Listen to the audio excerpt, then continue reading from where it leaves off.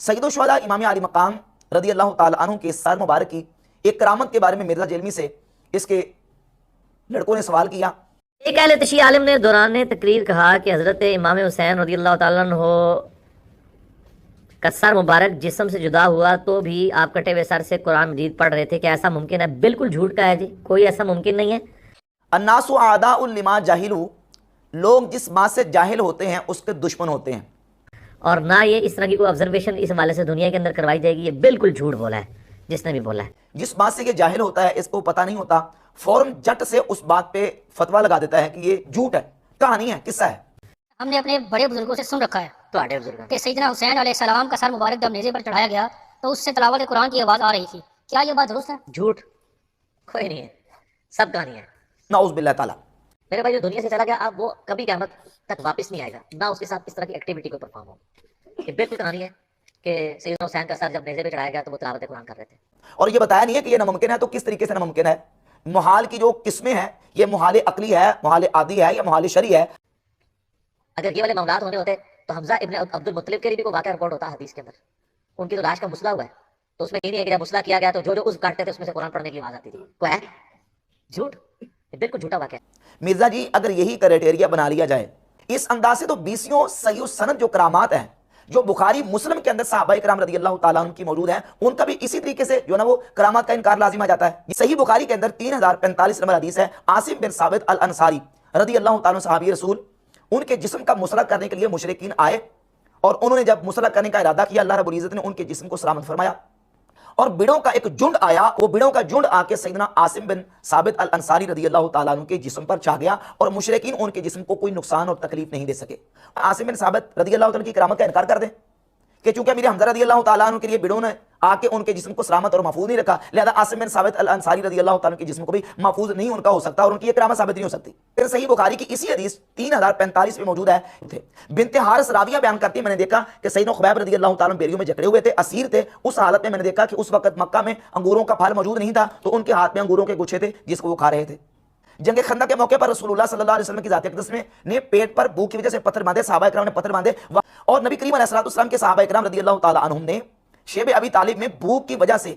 پتے کھا کے اور گاز کھا کے گزارا کیا، نہ من مسلوہ اترا، نہ آسمان سے مائدہ اترا، نہ انگوروں کے گچھے اترے۔ تو کیا اس وجہ سے یہ انکار کر دیا جائے کہ خبیب رضی اللہ تعالیٰ عنہ کی بھی یہ کرامت ثابت نہیں ہے؟ کیونکہ جب نبی علیہ السلام کے لیے بے موسم پھل اور انگوروں کے گچھے نہیں آ رہے، صحابہ کرام کے لیے نہیں آ رہے، تو حضرت خبیب کے لیے کیسے آ سکتے ہیں؟ جبکہ حقیقت یہ ہے کہ فوت ہونے کے بعد کلام کرنا، بعد وصال کلام کرنا، احادیث طیبات میں صحیح السند احادیث صحابہ کرام رضی اللہ تعالیٰ عنہ کے تابعین کے واقعات موجود ہیں، پوری مستقل کتاب ہے، من عاش بعد الموت، وہ لوگ جو فوت ہونے کے بعد زندہ ہوئے، اور ان میں سے ایک جلیل القدر صحابی سیدنا زید بن خارجہ رضی اللہ تعالیٰ عنہ، انہوں نے اپنے فوت ہونے کے بعد کلام کیا، اور وہ کرامت یہ ہے کہ وصال کے بعد سیدنا زید بن خارجہ رضی اللہ تعالیٰ عنہ نے کلام کیا۔ یہ موجم الکبیر طبرانی کی 4999 نمبر روایت پڑھ رہا ہوں۔ نعمان بن بشیر رضی اللہ تعالیٰ صحابی رسول فرماتے ہیں، بینما زید بن خارجہ یمشی فی بعض طرق المدینہ اذ خر میتا بین الظہر والعصر فنقل الى اہلہ وسجی بین بردتین وکسا، اور فلما کان بین المغرب والعشاء اجتمع نسوة من الانصار یصرخن حولہ سمعوا صوتا من تحت الکساء۔ تو ان سیدنا زید بن خارجہ رضی اللہ تعالیٰ عنہ کی ذات اقدس مدینہ شریف کے کسی رستے میں جا رہے تھے، ظہر اور عصر کی درمیانی وقت میں وہ گرے، اور تو ان کو پھر ان کے گھر منتقل کر دیا گیا، ان کو 2 چادروں کے اندر لپیٹ دیا گیا۔ مغرب اور عشاء کی نماز کا درمیانہ وقت تھا، انصار کی عورتیں جمع ہو گئیں اور انہوں نے رونا شروع کر دیا۔ ان کے ارد گرد کی چادر کے نیچے سے آواز آئی، کیا آواز آئی؟ کہا کہ انس ناس، 2 مرتبہ کہا لوگوں خاموش ہو جاؤ، لوگوں خاموش ہو جاؤ، اور پھر زید بن خارجہ رضی اللہ تعالیٰ عنہ انہوں نے کیا کہا؟ محمد الرسول اللہ صلی اللہ علیہ وآلہ وسلم النبی الامی خاتم النبیین کان ذلک فی الکتاب الاول ثم قال عثمان امیر المؤمنین رحیم بالمؤمنین۔ یہ پورا کلام ہے جو سیدنا زید بن خارجہ رضی اللہ تعالیٰ عنہ نے کیا، اور اس کرامت کو کن کن محدثین نے ذکر کیا ہے، حوالہ جا سن لیں۔ سب سے پہلے یہ امام بخاری کی کتاب التاریخ الصغیر، اس کے صفحہ نمبر 35 پر حدیث کو امام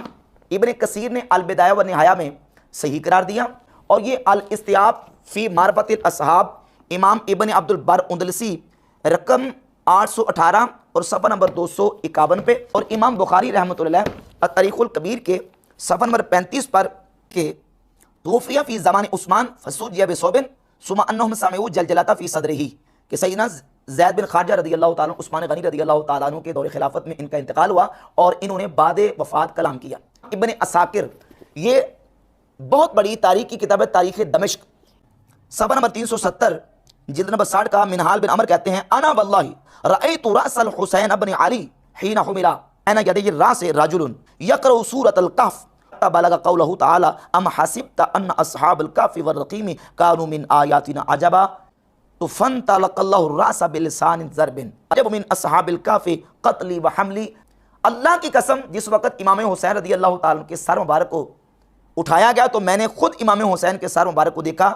कि आपके सर के सामने, आपके सर मुबारक के करीब एक शख्स खड़ा था, वो सूरतुल कहफ़ की तिलावत कर रहा था कि वो शख्स जब इस मकाम पे सूरतुल कहफ़ के पहुंचा, अल्लाह रब्बुल इज़्ज़त ने इमाम हुसैन रदी अल्लाह तआला के सर मुबारक को